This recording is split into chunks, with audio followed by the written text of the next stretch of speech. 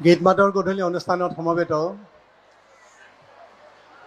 আমাৰ পৰম শ্ৰদ্ধাৰ অভিভাৱকসকল, সন্মানীয় অতিথিবৃন্দ, সুধীবৃন্দ আৰু মৰমৰ ছাত্ৰ ছাত্ৰীসকল।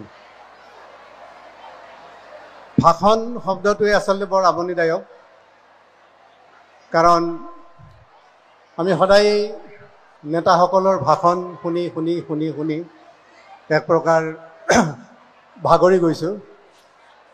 গতিকে আপোনালোকক প্ৰথমতে মই ক'বলগীয়া কথাটো হৈছে, মোৰ এইটো ভাষণ নহয়।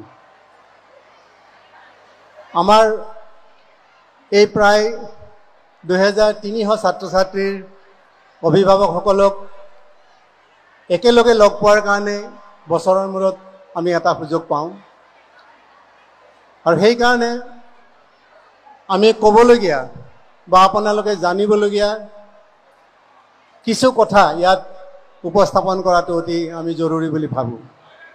আৰু এইখিনি মূলতঃ শৈক্ষিক কথা। আপোনালোকে জানিবলগীয়া বুলি এইকাৰণেই কৈছোঁ যে যি আশা, যি সপোন বুকুত বান্ধি আপোনালোকে নিজৰ সতি সন্ততিক এই বিদ্যালয়ত নামভৰ্তি কৰাইছে, আমাৰ হাতত গতাই দিছে, তেওঁলোকৰ বাবে, তেওঁলোকৰ প্ৰতি আমাৰ যিমানখিনি দায়িত্ব, অভিভাৱক হিচাপে আপোনালোকৰ দায়িত্ব কোনো গুণেই কমটো নহয়েই। মই ভাবোঁ যে কিছু পৰিমাণে হ'লেও অধিক। সেইকাৰণে মই ভাবোঁ যে মোৰ কথাখিনি কিমান ভাল হয় বেয়া হয় সেইটো সুকীয়া কথা, এই কথাখিনি আপোনালোকে জনাটো অতি প্ৰয়োজনীয়।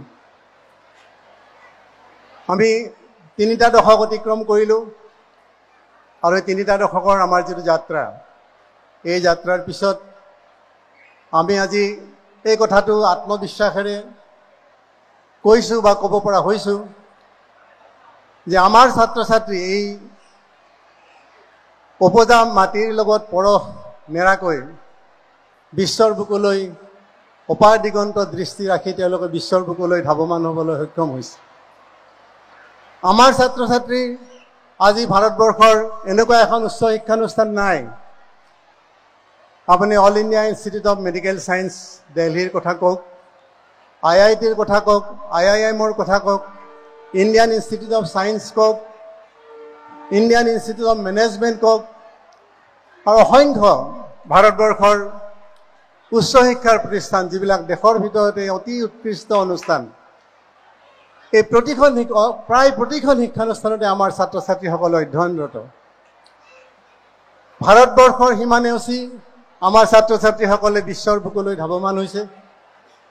America, England, Germany, France, Poland, Netherland, Singapore, Poland, Austria, অসংখ্য দেশ, য'ত উচ্চ শিক্ষাৰ অনুষ্ঠানবিলাকত আমাৰ ছাত্ৰ ছাত্ৰীসকলে নিজৰ প্ৰতিভাৰে বহুত টকা পইচা খৰচ কৰি নহয়, তাৰ পৰা বৃত্তি আদায় কৰি নিজৰ প্ৰতিভাৰে, নিজৰ তেওঁলোকৰ সামৰ্থ্যৰে এই শিক্ষানুষ্ঠানবিলাকত পঢ়িবলৈ, গৱেষণা কৰিবলৈ আৰু কিছু কিছু ক্ষেত্ৰত কৰ্মসংস্থাপন লাভ কৰিবলৈ তেওঁলোক সক্ষম হৈছে। এই কথাখিনি আপোনালোক অভিভাৱকসকলেও জনা দৰকাৰ, আৰু আমাৰ ছাত্ৰ ছাত্ৰীসকলেও জনা দৰকাৰ। আমি যি প্ৰচলিত হীনমন্যতাক প্ৰত্যাহ্বান জনাই জাতীয় বিদ্যালয় আৰম্ভ কৰিছিলোঁ, যি প্ৰবল আত্মবিশ্বাসেৰে আমি এই ধাৰা প্ৰৱৰ্তন কৰিছিলোঁ, সেই সময়ত বহুতো মানুহে সন্দেহ প্ৰকাশ কৰিছিল। চাৰিওফালে ইংৰাজী মাধ্যম, ইংৰাজী মাধ্যম, ইংৰাজী মাধ্যমৰ যিটো গদ্দলিকা প্ৰবাহ বুলি কওঁ, তাৰ বিপৰীতে এই প্ৰয়াসক বহুতে সন্দেহৰ চকুৰে চাইছিল। কিন্তু সেই কথাবিলাক যে ভুল আছিল, আমাৰ কথাটো যে সঁচা আছিল, বিজ্ঞানসন্মত আছিল, সেই কথাবিলাক খুব সাৱলীলভাৱে প্ৰতিপন্ন হৈছে। আৰু মই আগতেও কৈছোঁ, ৰাষ্ট্ৰীয় শিক্ষানীতি 2020 চনৰ ৰাষ্ট্ৰীয় শিক্ষানীতিয়ে সেই কথাটো পুনৰবাৰ প্ৰতিপন্ন কৰিছে।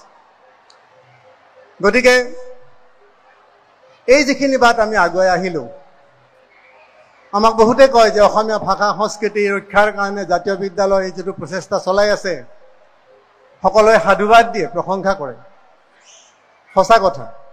কিন্তু আমি এটা কথা সদায়েই কওঁ যে মাতৃভাষা মাধ্যমত শিক্ষা গ্ৰহণ কৰাটো একমাত্ৰ ভাষা সংস্কৃতি ৰক্ষাৰ কথা নহয়, এইটো হৈছে এটা বিজ্ঞানসন্মত শিক্ষা পদ্ধতিৰ জৰিয়তে ছাত্ৰ ছাত্ৰীক আগুৱাই নিয়াৰ কথা। আৰু সেই বিজ্ঞানসন্মত পদ্ধতিত শিক্ষাদান কৰাৰ জৰিয়তে পৰোক্ষভাৱে নিজৰ ভাষা, নিজৰ সংস্কৃতি, নিজৰ ঐতিহ্য, নিজৰ ইতিহাস আপোনা আপুনি সংৰক্ষিত হ'ব আৰু সি আগলৈ গতি কৰিব। কিন্তু এই কথাটো কৈও এইটো সঁচা যে আমাৰ নিজৰ ভাষা সংস্কৃতিৰ প্ৰতি যিখিনি প্ৰত্যাহ্বান আহি থাকে মাজে মাজে, এই ক্ষেত্ৰত আমাৰ ডক্টৰ প্ৰদীপজ্যোতি মহন্ত ডাঙৰীয়াই খুব গুৰুত্বপূৰ্ণ কথা এটা কৈ গৈছে যে ধ্ৰুপদী ভাষা মৰ্যাদা পোৱাৰ পিছত অসমীয়া ভাষা সংস্কৃতি ৰক্ষাৰ ক্ষেত্ৰত অসম জাতীয় বিদ্যালয় বা এই বিদ্যালয়ৰ অনুকৰণত গঢ়ি উঠা হাজাৰ হাজাৰ জাতীয় বিদ্যালয়ৰ দায়িত্ব অধিক। প্ৰাঞ্জল শইকীয়াই খুব প্ৰাসংগিক কথা এটা কৈছে, জন্তু গৈ কিনে খাই কিনে এই যে বিজতৰীয়া শব্দবিলাক আমাৰ ভাষাৰ অপভ্ৰংশবিলাক বাঢ়ি গৈ আছে, সেইবিলাককো প্ৰত্যাহ্বান জনাই আমি আমাৰ ভাষাক আগুৱাই যদি নিব লাগে, নিজস্ব বৈশিষ্ট্য যদি ৰক্ষা কৰিব লাগে, ধ্ৰুপদী ভাষাৰ মৰ্যাদা লাভ কৰাৰ পিছত আমি আনন্দিত হৈছোঁ। কিন্তু ধ্ৰুপদী ভাষা ভাৰতবৰ্ষৰ বহুবিলাক ধ্ৰুপদী ভাষা এতিয়া সংগ্ৰহালয়ত, সংস্কৃত কওক, পালি কওক, প্ৰাকৃত কওক, অকল চৰকাৰী স্বীকৃতি এখনে, প্ৰমাণপত্ৰ এখনে ভাষাটো জাতিটোক ৰক্ষা নকৰে। এই ক্ষেত্ৰত আমি যিদৰে ধ্ৰুপদী ভাষাৰ স্বীকৃতিৰে গৌৰৱান্বিত হৈছোঁ, প্ৰত্যেকগৰাকী অসমীয়া মানুহৰেই এই ভাষাটোৰ মৰ্যাদা অটুট ৰখাৰ কাৰণে, আগবঢ়াই নিয়াৰ কাৰণে দায়িত্বটো আছেই। কিন্তু এই কথাটো ময়ো ক'ব খোজোঁ যে অসম জাতীয় বিদ্যালয়ৰ ছাত্ৰ ছাত্ৰীসকল, শিক্ষক শিক্ষয়িত্ৰীসকল আৰু আটাইতকৈ গুৰুত্বপূৰ্ণ আপোনালোক পিতৃ মাতৃসকলৰ এই ক্ষেত্ৰত সমানেই গুৰু দায়িত্ব আছে। দৈনন্দিন জীৱনত আমি কথা কওঁতে, আলোচনা বিলোচনা কৰোঁতে কিমান শুদ্ধকৈ আমি ভাষাটো ক'ব পাৰোঁ, চৰ্চা কৰিব পাৰোঁ, সেই কথাটো ছাত্ৰ ছাত্ৰীসকলে অনুকৰণ কৰে। গতিকে এই ক্ষেত্ৰতো আমাৰ জাতীয় বিদ্যালয়বিলাকৰ নিশ্চয় এটা অগ্ৰণী ভূমিকা থাকিব। আজি আপোনালোকে এই অনুষ্ঠানলৈ আহোঁতে নিশ্চয় সকলোৱে দেখিছে, বহুতে আমাক অভিনন্দন জনাইছে। আমাৰ স্কুলৰ প্ৰৱেশদ্বাৰৰ ওচৰতে এটা খুব সুদৃশ্য এটা ভৱন আমি নিৰ্মাণ কৰি উলিয়াইছোঁ। বহুতেই সুধিছে এই ঘৰটো কিহৰ কাৰণে। বহুতে আচৰিত হৈছে যে এই ঘৰটো একমাত্ৰ প্ৰাক বিদ্যালয় শাখাৰ কাৰণে, প্ৰি স্কুল, অৰ্থাৎ আনুষ্ঠানিক শিক্ষা আৰম্ভ হোৱাৰ আগতে যি 2টা বছৰ অংকুৰ আৰু প্ৰাক প্ৰাথমিক, অহা শিক্ষাবৰ্ষৰ পৰা এইটো 3টা বছৰ হ'ব। 3 বছৰীয়া যিটো প্ৰাক বিদ্যালয় শিক্ষা, 1994 চনৰ পৰা আমি এই শিক্ষাক সৰ্বাধিক গুৰুত্ব দি আহিছিলোঁ। যিটো ক্ৰিয়া প্ৰধান আনন্দদায়ক শিক্ষাৰ মাজেৰে এই ব্যৱস্থা আমি কৰিছিলোঁ। ৰাষ্ট্ৰীয় শিক্ষানীতিয়ে 2020ত এই 3 বছৰীয়া প্ৰাক বিদ্যালয় শিক্ষাত সৰ্বাধিক গুৰুত্ব আৰোপ কৰিছে। আমাৰ যিটো বিশ্বাস আছিল যে 3-4 বছৰত আনুষ্ঠানিক শিক্ষা আৰম্ভ হ'ব নালাগে, যোগ অংক বিয়োগ অংক আৰম্ভ হ'ব নালাগে, সেই বিশ্বাসক পুনৰবাৰ সঁচা বুলি প্ৰমাণ কৰি ৰাষ্ট্ৰীয় শিক্ষানীতিয়ে প্ৰাক বিদ্যালয় শিক্ষাক সৰ্বাধিক গুৰুত্ব অৰ্পণ কৰিছে। আৰু আজি এই কথাটো বোধ কৰোঁ আমি কিছু দৃঢ়তাৰে ক'ব পাৰোঁ, অসমত হয়তো এনেকুৱা এখন আপোনালোকে বিদ্যালয় দেখিবলৈ নাপাব য'ত আনুষ্ঠানিক শিক্ষা আৰম্ভণিতে প্ৰথম 3টা বছৰ শিশুসকলক একমাত্ৰ খেল ধেমালিৰ মাজেৰে শিক্ষা প্ৰদান কৰাৰ কাৰণে এনেকুৱা এটা ডাঙৰ সুকীয়া এটা বিল্ডিং বা ভৱন নিৰ্মাণ কৰি উলিওৱা হৈছে। আৰু সেই কথাটোলৈ আমি গৌৰৱবোধ কৰিছোঁ আৰু আমি আশা কৰিছোঁ যে প্ৰাক বিদ্যালয় শিক্ষাৰ যিটো গুৰুত্ব, এই সুদৃশ্য ভৱনটোৱে সেইটো পুনৰবাৰ সুদৃঢ় কৰিছে।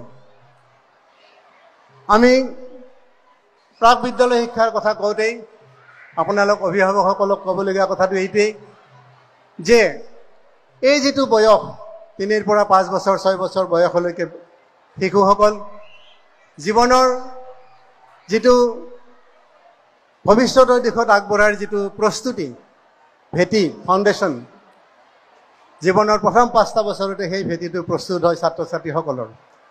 এই বয়সৰ ছাত্ৰ ছাত্ৰী বা আপোনালোকৰ সন্তানৰ সন্মুখত আপোনালোকে কি ধৰণে কথা বতৰা পাতে, পিতৃ মাতৃৰ মাজত কেনেকুৱা সম্পৰ্ক, কেনেকুৱা মাত কথা, কেনেকুৱা আচাৰ ব্যৱহাৰ, তেওঁলোকৰ ভৱিষ্যত জীৱনৰ আচাৰ ব্যৱহাৰ ব্যক্তিত্বৰ ভেটিটো এই প্ৰথম অতি গুৰুত্বপূৰ্ণ 5টা বছৰতে ই গঢ়ি উঠে।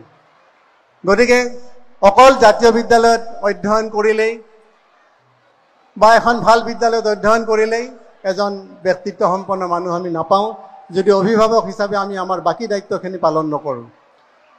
আপোনালোকে জানেই জাতীয় বিদ্যালয়ৰ কথাটো সুকীয়া।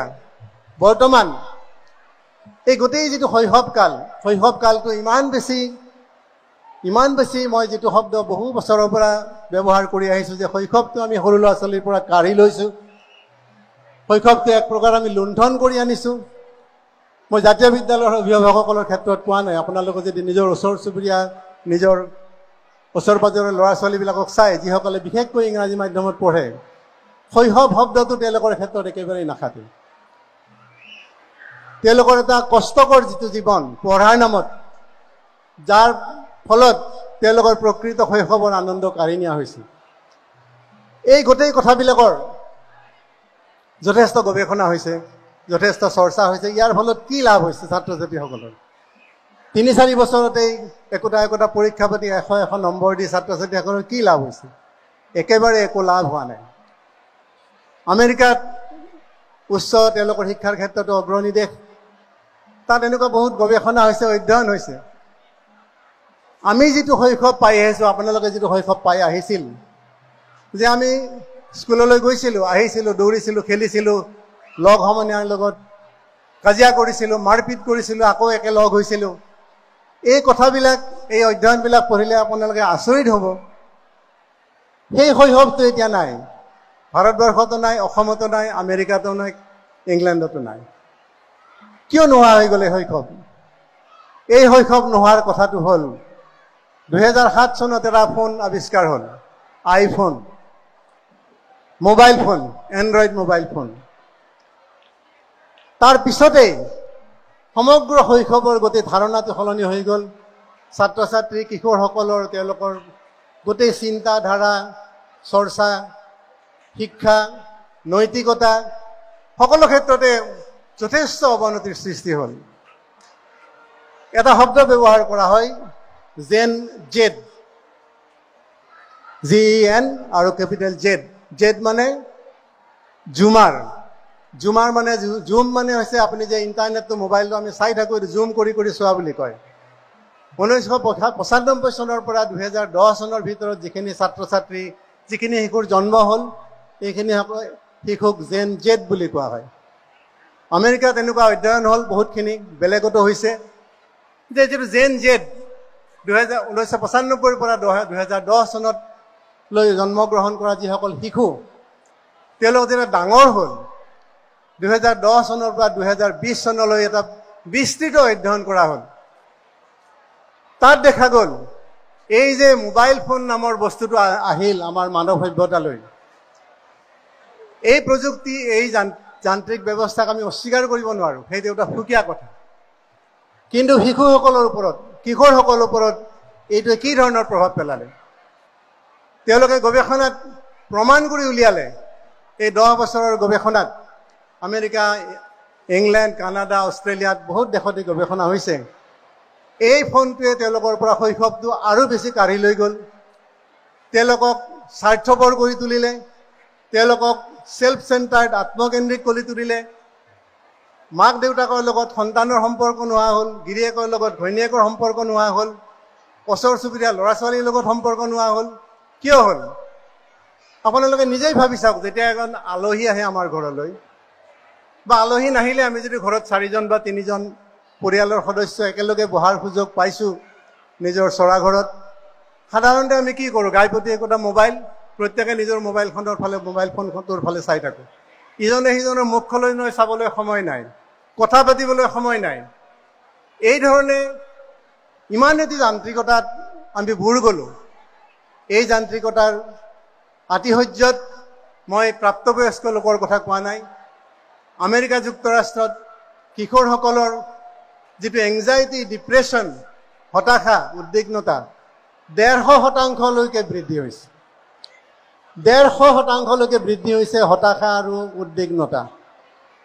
তাৰ পৰৱৰ্তী পৰ্যায় কি? হতাশাত ভুগিলে, উদ্বিগ্নতাত ভুগিলে বহুতে আত্মহত্যাৰ নিচিনা চৰম পথা গ্ৰহণ কৰে আমেৰিকা যুক্তৰাষ্ট্ৰৰ অধ্যয়নে প্ৰমাণ কৰিছে এই মোবাইল ফোন আসক্তিৰ কাৰণে 164% আত্মহত্যাৰ ঘটনা বাঢ়িছে এখন দেশত যেটো সংখ্যা ছাত্ৰ ছাত্ৰীসকলৰ মাজত বেছি এইটোই যে ভয়ংকৰ যেটো কথা আহি পৰিছে এতিয়া আমি আপোনালোকক কৈ দিব নোৱাৰো যে আপোনালোকে ল'ৰা ছোৱালীক মোবাইল নিদিব কাৰণ কৈ দিলে আপোনালোকে পিতৃ মাতৃ হিচাপে আপোনালোকক হেল্পলেছ অসহায় যে নিদিলে অমুক কৰিব নিদিলে তমুক কৰিব কথা নুশুনে এইবিলাক আমি সদায় পাই থাকো কিন্তু এটা বিকল্প আমি সন্ধান কৰিব লাগিব যে মোবাইল ফোনটো ৰাখি হলেও ব্যৱহাৰ কৰাৰ পিছতো তাৰ সুফলটো আমি কি ধৰণে ব্যৱহাৰ কৰিব পাৰো এই ধৰণে ছাত্ৰ ছাত্ৰীক আমি আগবঢ়াব লাগিব আৰু পিতৃ মাতৃ হিচাপে আমি সংযত আচৰণ কৰিব লাগিব আমি নিজৰ ওপৰতো নিয়ন্ত্ৰণ ৰাখিব লাগিব আপুনি এখন সভা পাতক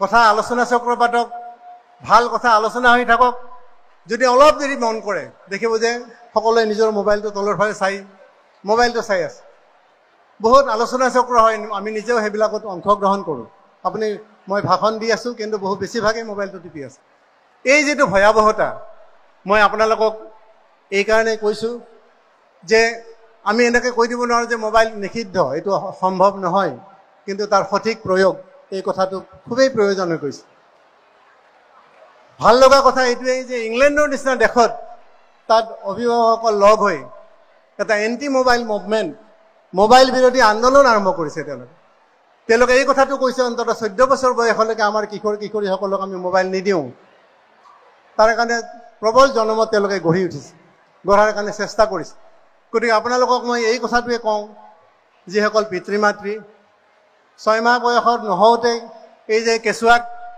মোবাইল ফোনটো তুলি দি আপুনি নিজৰ কামত ব্যস্ত হয় অলপ কান্দিলে কিবা এটা খাদ্য খুৱাব লাগিলে মোবাইল ফোনটো খেলি থাকে কি খাইছে নিজে গম নাপায় মুখত আপোনালোকে দি দিয়ে গেলি থাকে এই যেটো কথা এই যেটো বীজ ৰোপণ কৰা হয় আগতীয়া শৈশৱ কালতেই এটোৰ পৰা আপোনালোকে বিৰত থাকক অকল আপোনালোকেই নহয় এই কথাটো আপোনালোকে আন 10 জনক কওক কাৰণ এই কথাটোৱে আমাক ভয়ংকৰ এটা বিপদৰ সন্মুখীন কৰি আগবঢ়াই লৈ গৈ আছে আমাৰ নিমান্স বুলি এখন বাংগালোৰত এটা অনুষ্ঠান আছে বহুতেই জানে মানসিক ৰোগৰ প্ৰতিষ্ঠান তেওঁলোকে এটা ভৱিষ্যতবাণী কৰিছে যে এই যেটো মোবাইল এডিকশন মানে তেওঁলোকে এটা ডিজিটেল এডিকশন ডিজিটেল এলকহলিজম বুলি কৈছে এইটো এলকহলিক মদাহী মানুহৰ যেটো নিচা হয় নিচা শক্তি মোবাইল এলকহলিজম বুলি কৈছে তেওঁলোকে ডিজিটেল এলকহলিজম এক ধৰণৰ নিচা এই নিচা শক্তিৰ ফলত অনাগত 5টা বছৰত ভাৰতবৰ্ষত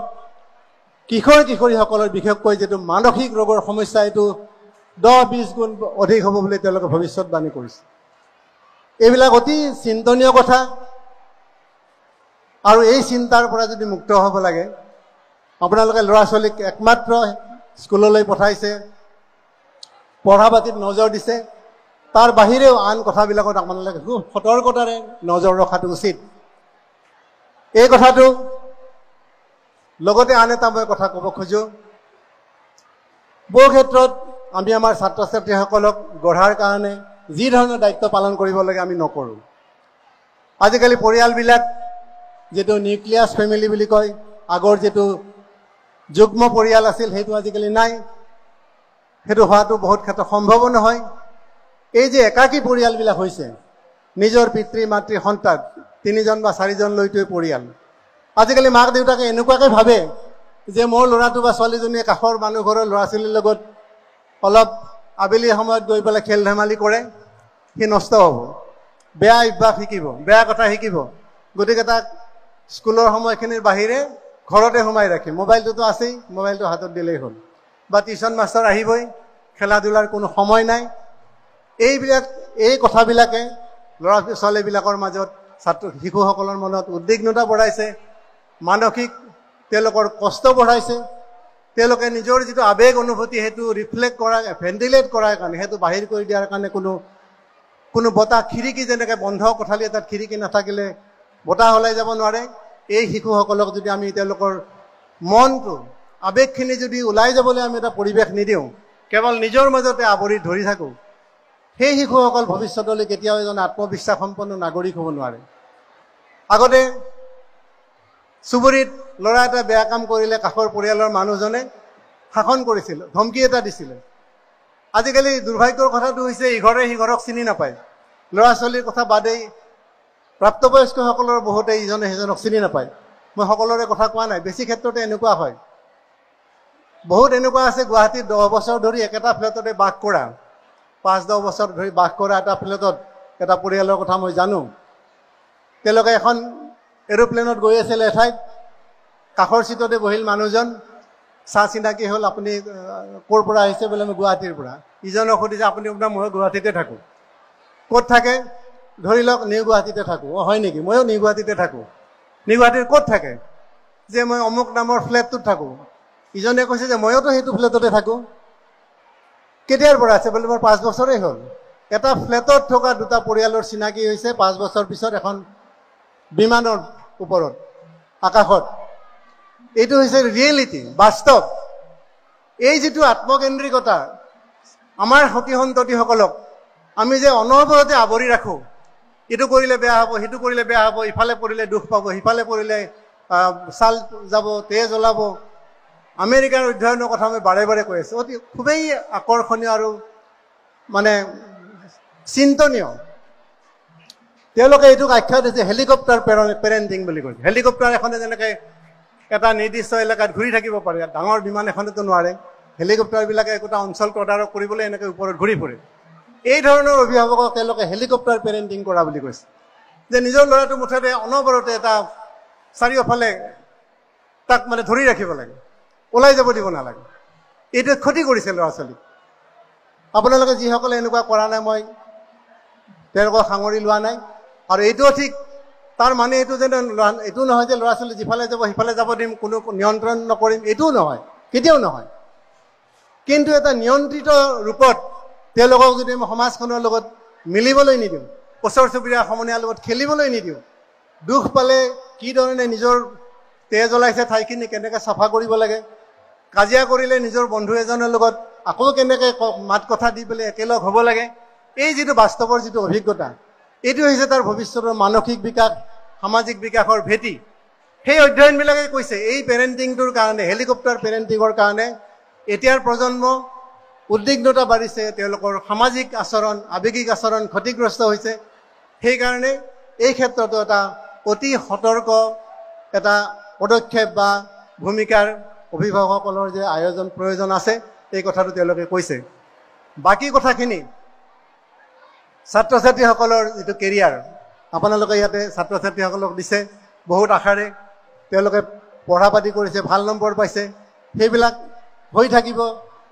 আৰু মই সদায় এই কথাটো কওঁ যে আমাৰ সাধাৰণতে যিটো কোৱা হয় যে আমাৰ দিনত আমি খুব ভাল আছিলোঁ, আজিকালি ল'ৰা ছোৱালীবিলাক এনেকুৱা হ'ল তেনেকুৱা হ'ল, যিটো কথা মই সদায় প্ৰতিবাদ কৰি থাকোঁ। আজিকালি ল'ৰা ছোৱালীবিলাক যিমান ভাল, আমাৰ দিনত যদি আমি ভাল আছিলোঁ, আজিকালিবিলাকো ভাল। আমাৰ দিনত যদি কিছুমান বেয়া আছিল, আজিকালিও ল'ৰা ছোৱালী বেয়া আছে। আৰু মইতো ভাবোঁ যে আমাৰ দিনতকৈ আজিকালিৰ ছাত্ৰ ছাত্ৰীসকল পঢ়া শুনাৰ ক্ষেত্ৰত, নিজৰ কেৰিয়াৰৰ ক্ষেত্ৰত বহুত বেছি সচেতন আৰু বহুত বেছি তেওঁলোকৰ প্ৰতিযোগিতামূলক, তেওঁলোকৰ মনোবৃত্তিটো বেছি। এই কথাটো মই এনেই কোৱা নাই, মই নিজে দেখিছোঁ, আমি আপোনালোকসকলে দেখিছে। তেওঁলোকক ইমান বেছি চিৰিয়াছ যে কেতিয়াবা প্ৰয়োজনতকৈ তেওঁলোক বেছি চিৰিয়াছ হৈ যায়। গতিকে ল'ৰা ছোৱালীবিলাক নষ্ট হ'ল, বেয়া হ'ল, এই ধাৰণাটো কেতিয়াও মনলৈ নাহিব। তেওঁলোকৰ সকলোৰে সম্ভাৱনা আছে, কেৱল মাত্ৰ তেওঁলোকক অকণমান বহল সমাজখনলৈ আপোনালোকে এৰি দিয়ক। তেওঁলোকক স্বাৱলম্বী হ'বলৈ শিকক, ওচৰ চুবুৰীয়াৰ পৰা তেওঁলোকে ভাল কথাও শিকক, দুটা বেয়া শব্দও শিকক। বেয়া শব্দ আৰু ভাল শব্দৰ মাজত পাৰ্থক্যটো তেতিয়াহে অনুধাৱন কৰিব খোজে। আপুনি যদি সদায় মৌৱে খুৱাই থাকে, মিঠাটোহে শিকিব। সি যদি তিতা কেৰেলা এটা কেতিয়াও নোখোৱায়, তিতা মানে কি সি বুজিয়েই নাপাব। সেইকাৰণে যিটো মিশ্ৰণ সমাজৰ লগত, সকলোৰে লগত, এইটো অতি প্ৰয়োজনীয় কথা। আপোনালোকে কেতিয়াও নাভাবিব যে ল'ৰা ছোৱালী অমুকৰ লগত খেলিলে, তমুকৰ লগত দৌৰিলে নষ্ট হ'ব, একেবাৰে মিছা কথা। সেই কথাটোৰ প্ৰতি মই ভাবোঁ যে আপোনালোকে সকলোৱে গুৰুত্ব দিয়া উচিত। আন এটা কথা, আমি খুব উদ্বিগ্নতা বা উদ্বেগজনক কথা এইটোৱেই যে আপোনালোকে দেখিছে আমাৰ ইয়াতে ছাত্ৰ ছাত্ৰীসকলক পুথিভঁৰালৰ সৰ্বাধিক সংখ্যক কিতাপ পঢ়াৰ কাৰণে পুৰস্কাৰ দিয়া হৈছে। আমাৰ যিটো পুথিভঁৰাল, প্ৰায় 15,000খন কিতাপ ইয়াত আছে, 15,000 ওচৰা ওচৰি, যথেষ্ট ভাল আৰু সকলো ধৰণৰ কিতাপ থকা এটা পুথিভঁৰাল। আৰু ভাল লগা কথা এইটোৱেই তলৰ খাপৰ শ্ৰেণীৰ ছাত্ৰ ছাত্ৰীসকলৰ কিতাপ পঢ়াৰ প্ৰতি সাংঘাতিক আগ্ৰহ, বহুত বেছি আগ্ৰহ। লাহে লাহে 8, 9, 10 মান পোৱালৈকে এই সংখ্যাটো লাহে লাহে কমি যায়। কমি যোৱা কাৰণ মই ভাবোঁ একমাত্ৰ ছাত্ৰ ছাত্ৰীসকল নহয়। মোৰ যদি ভুল হয় আপোনালোকে শুধৰাই ল'ব। ছাত্ৰ ছাত্ৰীসকলৰ হয় পৰীক্ষা আছে, পঢ়িব লাগে, এনেকুৱা কথা হয়।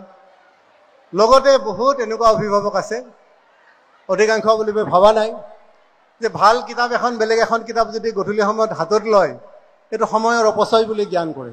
মোবাইলত কিন্তু 1 ঘণ্টা 2 ঘণ্টা সময় দি থকাটো তেওঁলোকে অপচয় বুলি গণ্য নকৰে। এনেকুৱা অৱস্থা হৈছে, আমি ইয়াতে বহুত আবেদনকাৰীৰ সাক্ষাৎকাৰ লওঁ চাকৰি, শিক্ষকৰ চাকৰিৰ কাৰণে। আমি সাধাৰণতে সুধো কি বাতৰি কাকত পঢ়া। আজি কিছু বছৰ আগলৈকে কয় যে এখন আছাম ট্ৰিবিউন পঢ়োঁ, দৈনিক অসম কৰোঁ, প্ৰতিদিন পঢ়োঁ। লাহে লাহে কিছু বছৰ আগত এনেকুৱা হ'ল, বাতৰি কাকত 2খন নাম কোৱাচোন, বাতৰি কাকত ক'ব পাৰে। শেহতীয়াকৈ এনেকুৱা হৈছে, বাতৰি কাকত আমি এনেকৈ সুধিব লগা হৈছে, আপুনি কেতিয়াবা, আপুনি মানে যিসকল চাকৰি প্ৰাৰ্থী আহে, আমি সাধাৰণতে আপুনি বুলি সম্বোধন কৰোঁ, আপুনি কেতিয়াবা বাতৰি কাকত দেখিছেনে? 2-এজনে থটমত খাই যায়, কি প্ৰশ্ন সুধিলে এইটো।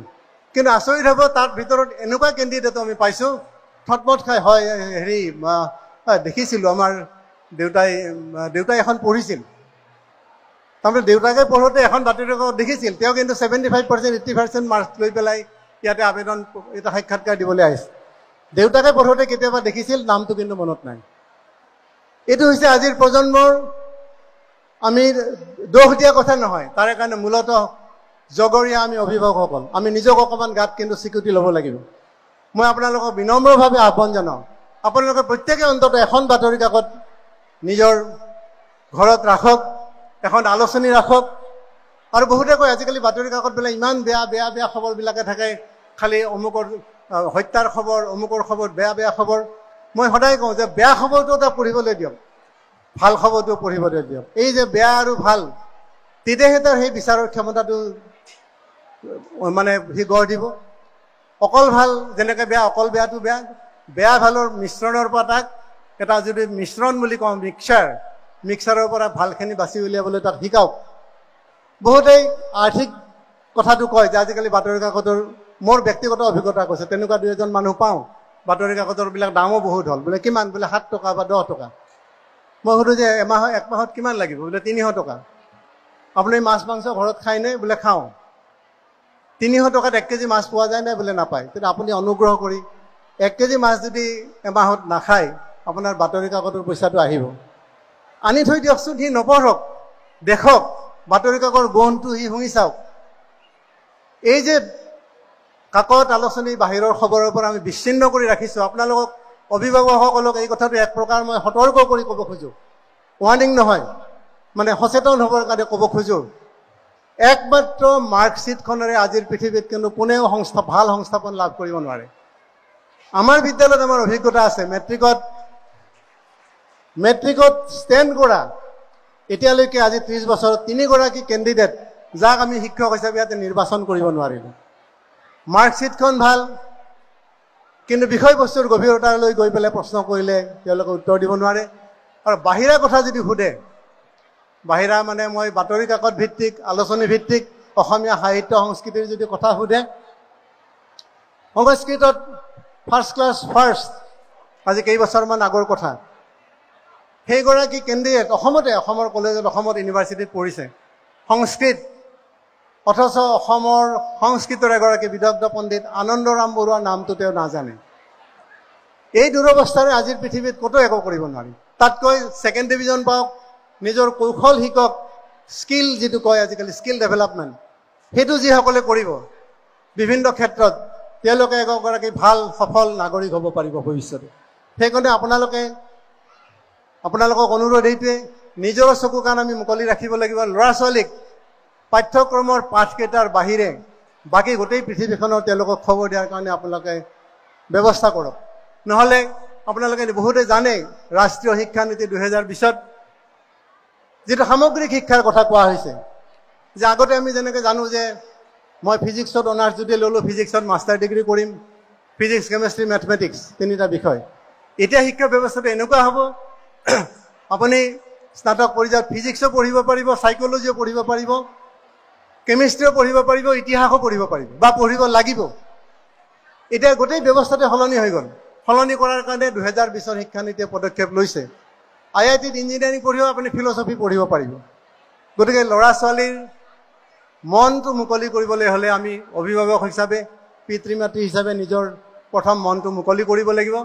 আৰু গোটেই কথাটো ধাৰণাটোৱে সলনি হৈ গৈছে গোটেই পৃথিৱীত। তাৰ লগত যদি আমি খোজ মিলাই আগবাঢ়িব লাগে, একমাত্ৰ পাঠ্যপুথিৰ জ্ঞান আৰু নিজৰ পৰিয়ালত নিজৰ আত্মকেন্দ্ৰিক মনোভাৱেৰে যদি আমি ডাঙৰ দীঘল কৰিব খোজোঁ, এই ল'ৰা ছোৱালীখিনি ভৱিষ্যতে গৈ পেলাই তিষ্ঠিব নোৱাৰিব। এটা সঁচা অৰ্থত যদি পোনপটীয়াকৈ ক'বলগীয়া হয়। আমাৰ বহুত ছাত্ৰ ছাত্ৰী মেট্ৰিকত খুব ভাল ৰিজাল্ট কৰা নাই। তেওঁলোকে কিন্তু বিভিন্ন ক্ষেত্ৰত অকল যে ভাল এখন ইউনিভাৰ্চিটিত PhD কৰিলে বা ডক্টৰ ইঞ্জিনিয়াৰ হ'লে ভাল, আমাৰ সেইটো কেতিয়াও ভবা নাই। আমাৰ জাতীয় বিদ্যালয়ত আমাৰ এনেকুৱা আছে, ছেকেণ্ড ডিভিজন পাইছে মেট্ৰিকত, এতিয়া কোটি টকাৰ হিচাপত তেওঁলোকে ব্যৱসায়, সুন্দৰ সফল ব্যৱসায় হিচাপে প্ৰতিষ্ঠিত হৈছে। আমাক সেইটো লাগে। আমাক ভাল এজন, যেনেকৈ শিক্ষাৰ ক্ষেত্ৰত লাগে, ভাল ইঞ্জিনিয়াৰ লাগে, ডক্টৰ লাগে, আমাক এজন ভাল ব্যৱসায় লাগে, ভাল এজন খেলুৱৈ লাগে, ভাল এজন চিত্ৰকৰ লাগে, ভাল এজন সংগীত শিল্পী লাগে। আমাৰ ছাত্ৰৰ উদাহৰণ আছে, খুব ভালকৈ মাষ্টাৰ্ছ ডিগ্ৰী কৰি পেলাই ভাল ইউনিভাৰ্চিটিৰ পৰা ফিল্ম ডিৰেকশ্যনৰ ট্ৰেইনিং ল'বলৈ গৈ সফলভাৱে ফিল্ম ডিৰেকশ্যনৰ কোৰ্চ কৰি আহিলে। গতিকে বহুমুখী যিটো চিন্তা, বহুমুখী যিটো কথা, এই ধৰণে আমি ছাত্ৰসকলক আগবঢ়াই নিব লাগিব। অন্যথাই আমি যদি ভাবোঁ যে, আগতেও কেইবাবাৰো কৈছোঁ যে মোৰ ল'ৰাটোক মাটিত থ'লে পৰুৱাই খাব, মূৰত থ'লে ওকণিয়ে খাব, এই ধাৰণাৰ পৰা আমি মুক্ত হ'ব লাগিব। ল'ৰা ছোৱালীক এৰি দিয়ক। যি ল'ৰা ছোৱালীক এৰি দিব, সেই ল'ৰা ছোৱালী ভৱিষ্যতে বেছি আত্মবিশ্বাস সম্পন্ন নাগৰিক হ'ব। ঘৰখনত অত্যধিক অনুশাসনৰ মাজত ল'ৰা ছোৱালীক নাৰাখিব কেতিয়াও। ইটো নকৰিবি, সিটো নকৰিবি, ইটো বেয়া, সিটো বেয়া। লেট হিম জাজ হিমছেল্ফ।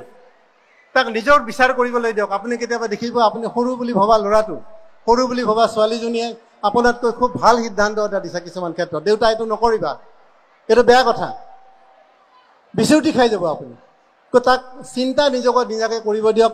সৃষ্টিশীল চিন্তা গঢ় দিবলৈ শিকক, খেল ধেমালি কৰিবলৈ দিয়ক, নিজৰ মতে ভাল কিতাপ পঢ়িবলৈ দিয়ক, উৎসাহিত কৰক। আৰু আধা ঘণ্টাৰ কাৰণে হ'লেও আপোনালোকে এখন হাতত কিতাপ লৈ নিজে পিতৃ বা মাতৃ হিচাপে তাক অভ্যাসটো, অনুশীলনটো শিকাওক। মই কৈছোঁ, আপোনালোকে সদায় সত্য কথা ক'বা, ডাঙৰক সন্মান কৰিবা বুলি কেইখনমান যদি আমি ফলক লগাই থওঁ বিদ্যালয় চৌহদত, তাৰ পৰা ল'ৰা ছোৱালীয়ে সত্য কথা ক'বলৈ নিশিকে, ডাঙৰক সন্মান কৰিবলৈ নিশিকে। কেতিয়া শিকিব? সি যেতিয়া দেখিব যে মোৰ পিতৃ মাতৃয়ে ডাঙৰক সন্মান কৰে, মোৰ ককা দেউতাক, মোৰ মা দেউতাই সন্মান কৰে, তেতিয়াহে আপোনাৰ সন্তানে ভৱিষ্যতে, আপুনি যেতিয়া ককা হ'ব, আপোনাৰ সন্তানে তেতিয়া আপোনালোকক সন্মান কৰিবলৈ শিকিব। এইটো কথা কিন্তু সদায়ে মনত ৰাখিব। এটা সাধু কথা আপোনালোকে জানে, নাতিয়েকে যে কাঠৰ বাচন বনাই আছিলে, বোলে কি বনাইছা? যে তোমালোকৰ যেতিয়া বুঢ়া হ'বা, তোমালোকক এনেকুৱা বাচনত দিব লাগিব নহয় খাদ্য। কাৰণ মাক দেউতাকে তাৰ ককাৰ আইতাকক তেনেকুৱা বাচনত খাদ্য প্ৰস্তুত কৰিছিল। এটা খুব বিখ্যাত সাধু কথা আপোনালোকে জানে। গতিকে ঘৰখন হৈছে পঢ়াৰ, শিক্ষাৰ, জীৱন গঢ়াৰ প্ৰথম পাঠশালা, তাৰ পিছতহে বিদ্যালয়। এই কথাটো যাতে আপোনালোকে পাহৰি নাযায়। আৰু আমি অসম জাতীয় বিদ্যালয়ত আমি যিটো কথা কৈছোঁ যে ছাত্ৰ ছাত্ৰীসকলৰ সৰ্বাংগীন বিকাশৰ কাৰণে আমি চেষ্টা কৰিম, এই চেষ্টা সদায় অব্যাহত থাকিব। আৰু এই চেষ্টা ফলৱতী হ'বলৈ হ'লে আপোনালোকে এটা প্ৰথম কথা বিশ্বাস ৰাখিব লাগিব যে আপোনালোকৰ প্ৰতিটো সন্তানেই একোগৰাকী ভগৱান প্ৰদত্ত, তেওঁলোক সকলো ধৰণৰ সামৰ্থ্যৰ অধিকাৰী। হাতৰ আঙুলি যেনেকৈ 5টা সমান নহয়, সকলোৰে মাৰ্কশ্বিটখন একে নহ'ব পাৰে। সেইটো লৈ পেলাই হতাশ হোৱাৰ কথা নাই, ল'ৰা ছোৱালীক তিৰস্কাৰ কৰাৰ দৰকাৰ নাই। মাৰ্কশ্বিটখন লৈ গ'লেই দুৱাৰ মুখতেই আমাৰ প্ৰৱেশদ্বাৰৰ বাহিৰত ৰৈ থাকে, তাতে দুটা ধমকি দিয়াৰো দৰকাৰ নাই, কিয় তই 10 নম্বৰ কমকৈ পালি বুলি। আমাৰ বিদ্যালয়ত সেই কথা কম, আমি জানো, কিন্তু তাৰ মাজতো আছে। এই কামটো আপোনালোকে অনুগ্ৰহ কৰি নকৰিব। ল'ৰা ছোৱালীক সদায় উৎসাহিত কৰক, কিন্তু সদায় নজৰ ৰাখক, সতৰ্ক হৈ থাকক। কাৰণ চৌপাশৰ পৰিৱেশ বহুত ক্ষেত্ৰত কিছুমান বেয়া কথা আহিছে, আগতেও আহিছিল, এতিয়াও আহিছে, ভৱিষ্যতলৈ আহিব। এনেকুৱা কথা আপোনালোকে আশা নকৰিব। এখন এনেকুৱা সুন্দৰ সমাজ, পলাই গ'লে চাৰিওফালে জয় জয় মই, চাৰিওফালে ইমান ভাল যে কোনো চিন্তাই নাই। এনেকুৱা এটা পৃথিৱীত, গোটেই পৃথিৱীতে এইটো কথা অসম্ভৱ। প্ৰত্যাহ্বানৰ মাজত, বেয়াৰ মাজত সিহঁতক ডাঙৰ দীঘলৈ আমি শিকাব লাগিব আৰু সেইটোহে আচল জীৱনৰ প্ৰত্যাহ্বান আৰু আমাৰ ইয়াৰ পৰা যিখিনি ছাত্ৰ ছাত্ৰী ওলাই গৈছে আমি খুব গৌৰৱেৰে ক'ব পাৰোঁ তেওঁলোকে নিজৰ বৃত্তি বা জীৱিকাত কিমানখিনি কি হৈছে সফল হৈছে বিফল হৈছে আমি এতিয়াও তাৰ মানে জাজমেণ্ট দিয়াটো বা বিচাৰ ৰায় দান কৰাটো অসম্ভৱ কথা কিন্তু আমি যিটো সকলো সমাজৰ বিভিন্ন অংশৰ পৰা যিটো মানুহৰ যিটো মতামত পাওঁ যে জাতীয় বিদ্যালয়ৰ ছাত্ৰ ছাত্ৰীসকল তেওঁলোকে আন ছাত্ৰ ছাত্ৰীৰ তুলনাত কিবা এটা হ'লেও বেলেগ সেই কিবা এটা হ'লেও বেলেগ বুলি কয় কিবা এটা হ'লেও বেলেগ মানে কেনেকুৱা তেওঁলোকৰ মাত কথাখিনি বেলেগ তেওঁলোকৰ আচৰণ বেলেগ তেওঁলোকে কথা বতৰা কওঁতে খুব সুন্দৰকৈ কয় অসমীয়া ক'লেও ভালকৈ কয় ইংৰাজী ক'লেও খুব ভালকৈ কয় সেইবিলাকেই বেলেগ আৰু বেলেগতো দেখা শুনাই বেলেগ এনেকুৱাটো কথা হ'ব নোৱাৰে দেখা শুনাত চব ল'ৰা ছোৱালী একে গতিকে যিখিনি আমাৰ পৰা ওলাই গৈছে আমি ভাবোঁ যে তেওঁলোকে ভালেই কৰিছে